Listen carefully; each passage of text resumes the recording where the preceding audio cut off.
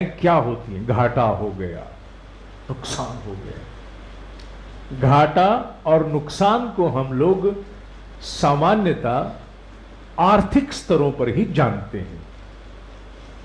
सामान्यतः हमारी समझ घाटे के साथ, लॉस के साथ केवल उतनी है जितनी है उसको आंकते हैं। लेकिन अगर अनासक्त भाव से इसी लॉस के विषय को आप समझना शुरू करें, अनासक्त भाव से, माने अनासक्ति का तात्पर्य क्या है कि ये विषय है, इससे हटकर के मैं इसे देख रहा हूं। ये उसी प्रकार से है जैसे दो लोग गुत्थम गुत्था लड़ रहे हैं, तीसरा व्यक्ति ऊपर छत से उन दोनों को लड़ते हुए देख रहा है कि गलती वस्तुतः क्या थी, बात हुई क्या थी। वो दोनों आपस में गुत्थम गुत्था है, एक दूसरे को देख नहीं सकते। वो दोनों अपने अपनी राइट एंड माइट की लड़ाई लड़ रहे हैं, मैं ही उचित था और मैं हूं, गुत्थम गुत्था है।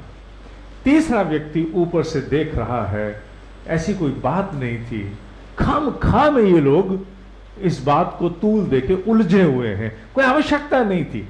वो ऊपर से देख रहा है। अनासक्ति इसी को कहते हैं, क्योंकि हमारे भीतर सामने आने वाले विषयों से हम गुत्थम गुत्था हो जाते हैं। अनासक्त भाव का तात्पर्य है कि जब हम अपने जीवन के विषयों से गुत्थम गुत्था हो तो हमारे ही भीतर का एक अंश, सजगता का एक अंश ऊपर बालकनी में खड़ा होकर के देखे कि ये व्यक्ति इस विषय से गुत्थम गुत्था क्यों है। माने अपने ही आप को एक थर्ड पार्टी की तरह देखना, इसे कहते हैं अनासक्ति।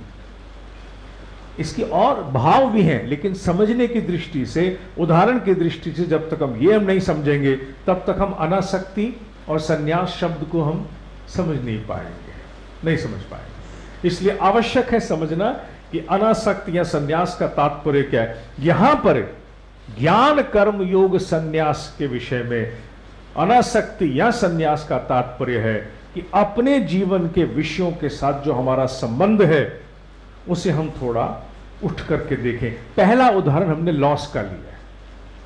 When we confront a loss, जब हमारा घाटे से सामना होता है, तब उस समय हम और घाटा आपस में कैसे एक दूसरे को अनुभव करते हैं। हमारे भीतर बड़ी व्यथा पैदा हो जाती है, डिसग्रंटलमेंट आती है, घाटा हो गया, घाटा हो गया। ऐसे में दूसरे की सफलता से जलन होती है, आग, तिलमिलाहट, उसकी सुन नहीं सकते, उसकी देखने का मन नहीं करता सफलता, ईर्ष्या का भी जन्म होता है। और घाटे शब्द के साथ इंसान अपने आप को भी कोसता है, भाग्य को कोसता है, ईश्वर को कोसता है, बाहर के अनेकों लोगों को कोसता है, जहां जो मिल जाए उसे कोसता ही कोसता है, केवल कोसता है। लेकिन अगर यही बालकनी में खड़े होकर के एक थर्ड पर्सन की तरह से अपने और अपने घाटे का अवलोकन किया जाए कि ये जो लॉस मुझे हुआ है इसे मैं अब समझना चाहता हूं एज अ थर्ड पार्टी, ये आसान है? नहीं, आसान नहीं है। क्या आप इसे कर सकते हो? लंबे समय में प्रयास करूं तो कर पाता हूं, अचानक तो नहीं हो पाता। It is not easy, it is not easy, it is not easy, it's really not easy. मैं उदाहरण दे रहा हूं आपको जीवन के, केवल यह समझाने के लिए कि ज्ञान कर्म और संन्यास का क्या मतलब है। इट्स नॉट ईजी, लेकिन हां, धीरे धीरे मनुष्य को जब समझ आती है तो यकायक, मान लो अभी खबर मिली कि हाँ साहब, वो जो आपने वहां लगाया था ना पैसा, हाँ उसमें 5 लाख रुपया गया, यकायक तिलमिलाहट होगी, दुख होगा, कोफ्त होगी, मूड ऑफ हो जाएगा। लेकिन हो सकता है कि अगर ज्ञान कर्म संन्यास योग याद हो तो शाम तक, शाम होते होते होते होते मनुष्य में एक संतुलन आए और वो अवलोकन करना शुरू करे बालकनी में खड़े होके कि हाँ, लॉस हुआ है, निश्चित रूप से हुआ है। लेकिन ये loss, what should I take it as? A loss of my identity, my ego, a loss of my money, or a loss of one opportunity? ये सोचना पड़ेगा। अगर ये केवल अपॉर्चुनिटी का लॉस है I must not get set to create another opportunity और avail another opportunity. अगर ये अपॉर्चुनिटी का लॉस है, अवसर का घाटा है, तो मुझे अगले अवसर के लिए तैयार होना पड़ेगा और मैं अपने आप को समेटूं। और अगर ये घाटा मेरे अस्तित्व का है, यही मैं सोचता रहूंगा, तो मैं कभी बाहर आ ही नहीं पाऊंगा, क्योंकि वो घाटा मुझे निडाल करेगा, अनेकों के प्रति ईर्ष्या, अनेकों को दोषारोपण, पता नहीं क्या क्या मुझसे करवाएगा। मैं इम्बैलेंस्ड माइंड के साथ इस घाटे के द्वारा और अधिक घाटे को विकसित करता जाऊंगा। कहते हैं जब चीजें बिगड़नी शुरू होती हैं तो बिगड़ती चली जाती हैं। कभी ध्यान से देखा जाए, जब चीजें बिगड़ती हैं और बिगड़ती चली जाती हैं, उसमें हमारी पहले बिगाड़ की मनस्थिति का बहुत बड़ा योगदान भी होता है, जो बाद में बिगाड़ होते हैं। ज्ञान कर्म संन्यास योग हमें सिखाता है कि वेनेवर खासतौर में ज्ञान कर्म संन्यास योग का जो प्रशिक्षण है वो वस्तुतः नेगेटिव परिस्थितियों से ज्यादा आएगा।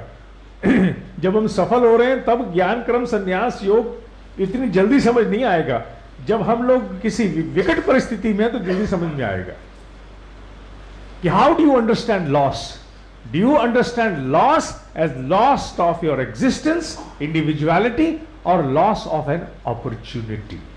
If it is loss of existence तो आप बहुत लंबे समय तक त्रस्त रहोगे। If it is loss of an opportunity, आप उसी क्षण तैयार हो जाओगे कि व्हाट नेक्स्ट, अगला क्या किया जाए, अगले अवसर को हाथ से ना जाने दिया जाए, फटाफट अपने आप को संभाला जाए और सोचा जाए, वापस अपने आप को लाया जाए, अपने ज्ञान के द्वारा, अपने एक्शंस के द्वारा इस पिछले घाटे को नफे में बदलने की चेष्टा की जाए। How do you understand loss, loss of existence और लॉस ऑफ अपॉर्चुनिटी। क्योंकि अपॉर्चुनिटी का लॉस इस पृथ्वी का सबसे बड़ा लॉस है।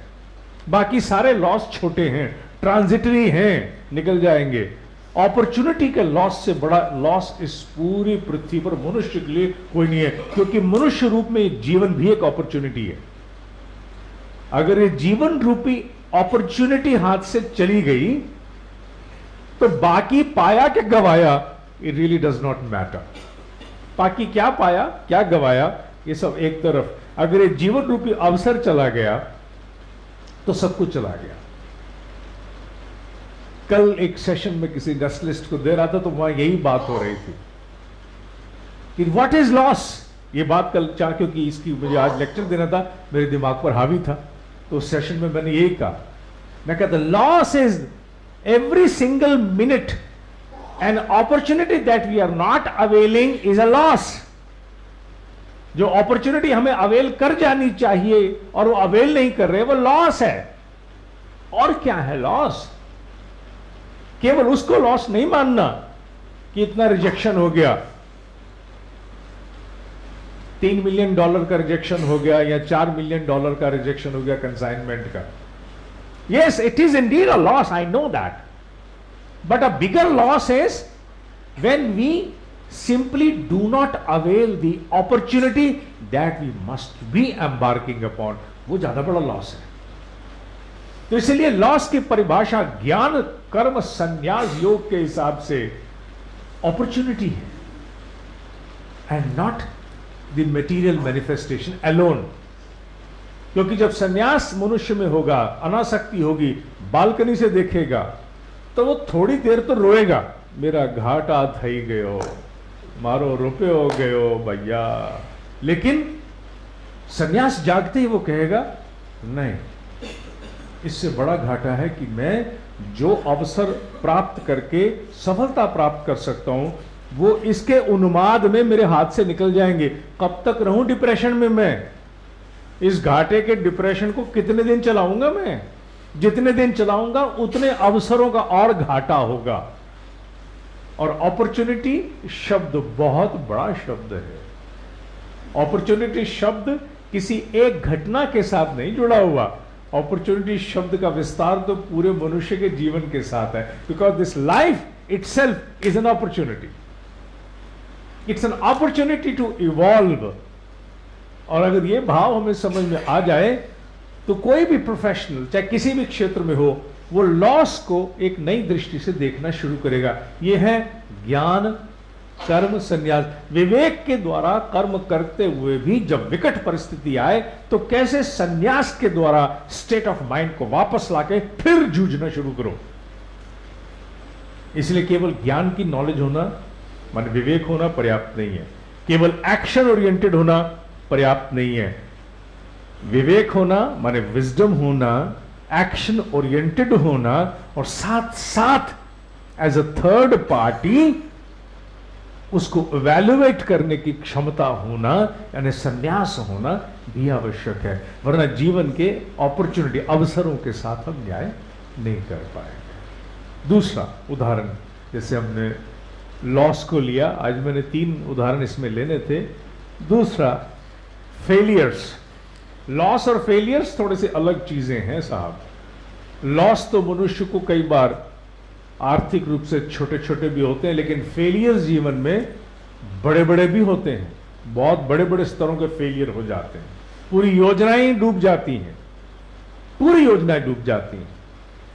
ऐसी स्थिति में सामान्य व्यक्ति फेलियर को क्या लेता है, और ज्ञान कर्म के साथ संन्यास वाला योगी, योगी माने आप लोग, फेलियर कैसे लेगा?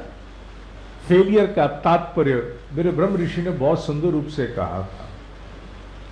यह समझ लो कि सफलता का प्रयास पूरे मन से नहीं हुआ, उसे असफलता कहते हैं।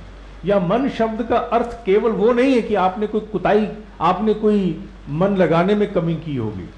या मन शब्द का तात्पर्य यह भी है कि आपने हो सकता है कोई पक्ष ना देखा हो। मैंने अनेकों लेक्चर्स में कहा है, क्योंकि क्वालिटी मैनेजमेंट भी हम लोग पढ़ाते हैं, we try to install quality को कई स्थानों पर उपक्रमों में भी पढ़ाने की चेष्टा होती है। तो वहाँ टोयोटा का ये उदाहरण बार बार आता है, जो उन्होंने पिछले 40-50 साल से अपने अनुभव में लाए हैं। तो ऐसे ही पूरे विश्व में आप परचम पर नहीं पहुंच जाते, आपके लिए कारण होते हैं। हवा में चीजें कुछ दिन कुछ साल उड़ाई जा सकती हैं, सदा सदा नहीं उड़ा सकते अगर आपके पास टेक्नोलॉजी नहीं है, आपके पास गुणवत्ता नहीं है। टोयोटा कंपनी का एक उद्घोष है जो उन्होंने कंपनी के द्वार पर लगाया हुआ है, और वो ये है कि हे ईश्वर, नित्य प्रति हमें एक त्रुटि के दर्शन करा,